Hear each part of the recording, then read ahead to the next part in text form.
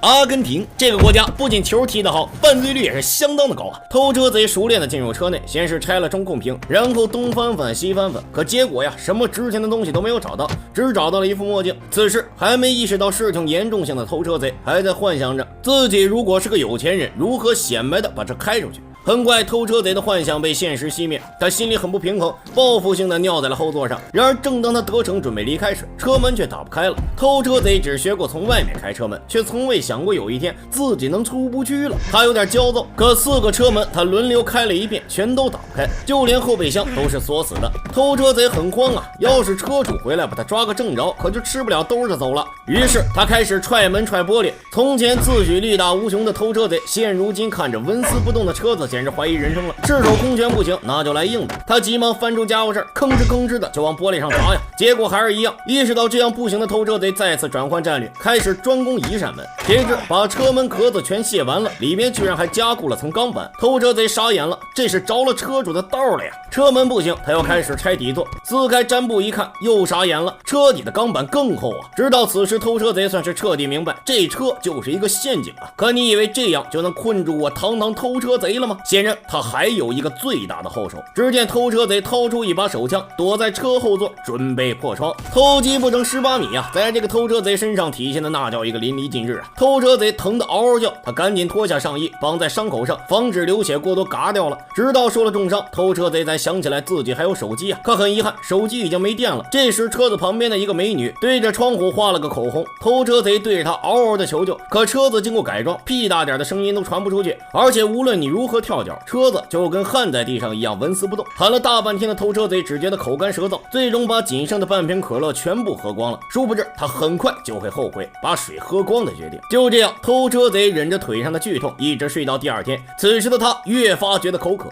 可再看水瓶内一滴水都没有留下。他对着车窗哈了口气，然后舔了舔，结果并没有什么卵用啊！万般无聊之下，他拿出了拆下来的中控屏，然后重新装上。既然出不去啊，那就听听歌吧。这一听歌啊，偷车贼又来劲了，于是接着凿门，颇有铁杵磨成针的架势。谁知凿着凿着，车主竟然打来了电话。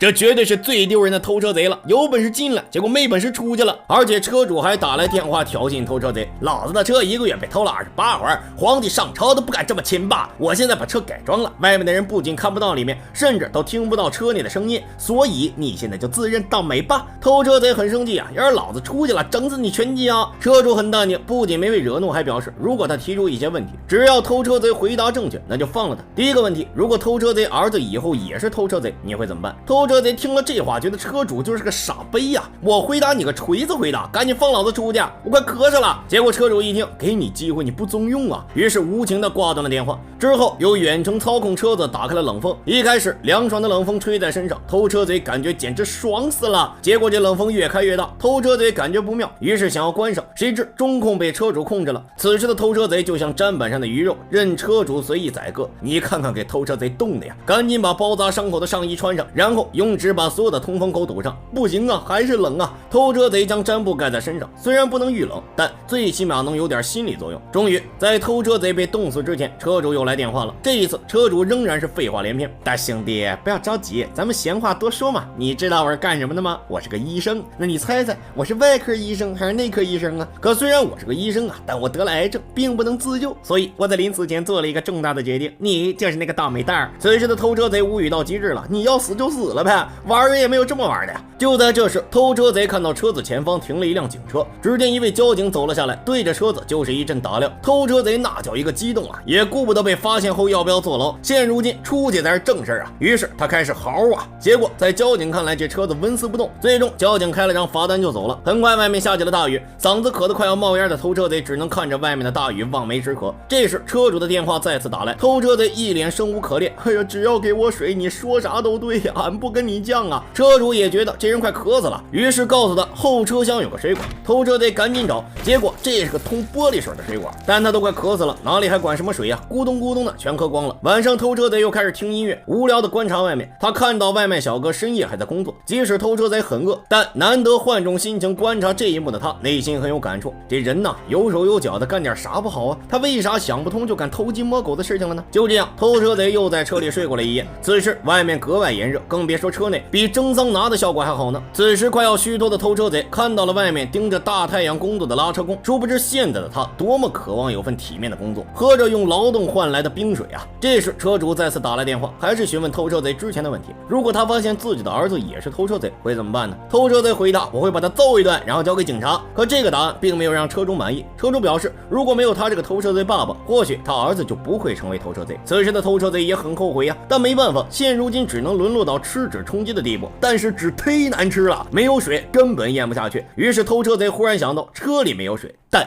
他体内有啊。这个男人太狠了，就因为3天没喝水，便做了一个大胆的决定。他想到自己体内还有黄色饮料啊，于是他用红色塑料壳子装了点，也不是很多呀。偷车贼先是尝试性的尝了尝，这味道也太刺鼻了。但没办法，为了活下去，他一咬牙一捏鼻子，全部喝了下去。还是活着好啊！口渴稍微得到缓解的偷车贼又开始打发无聊的时间了。这时又一个偷车贼盯上了这个车子，这给他看的那叫一个激动啊！兄弟加油啊！谁知外面这偷车贼的技术简直烂到家了，连车门都没打开，而且还被人发现打了个半死。车内的偷车贼将整个过程尽收眼底，不由得发出感慨：偷车贼真该死啊！不知过了多少天，偷车贼把周围几户人家的外出习惯，还有街上流浪汉的生活作息全都背了下来，但他还是没能出去。这天夜里，他终于承受不住，想要饮弹自尽，结果生死时刻子弹就卡壳了。偷车贼崩溃大哭啊：妈妈呀，我想死都死不了啊，救命啊！但最终妈妈没来，车主却来了。车主打开车门，毫无防备的把枪扔在车前，并开始悠闲的和偷车贼聊天。结果偷车贼一把拿过枪，对着车主就是一梭子，然后逃命似的下了车。可那一枪对于车主来说就只是擦破了点皮。偷车贼很快就被抓到了，但恰好这时巡逻的警察发现了2人，立刻把车主当成了犯罪分子。很快周围围满了吃瓜群众，警方也派来了谈判专家。车主一边挟持偷车贼，一边控诉这个法治烂到家的城市。车主询问在场的每一个吃瓜群众，谁的家或者车没被该死的小偷偷过。车主声嘶力竭的控诉引来了众多吃瓜群众的支持，而自以为是的谈判专家还在喋喋不休。而车主好像是下定了决心，将偷车贼放了以后，把正在倒计时的手机放在车顶，然后坐进车内。谈判专家发现不对劲儿，赶紧叫人撤退。最终随着一声爆炸，车主死了，只留下周围的吃瓜群众一阵唏嘘。人们对于车主用生命反抗暴力和犯罪的行为感动不已。偷车贼看到这一幕，默默地闭上了眼睛。或许经过此事，他会改过自新吧。影片到此结束。这部阿根廷小成本的电影4×4，拍的还是很不错的。一个医生用自己的死来唤醒一座绝望城市的沉沦，不知道是对还是错呀？欢迎宝宝们评论区讨论。Goodbye, everyone.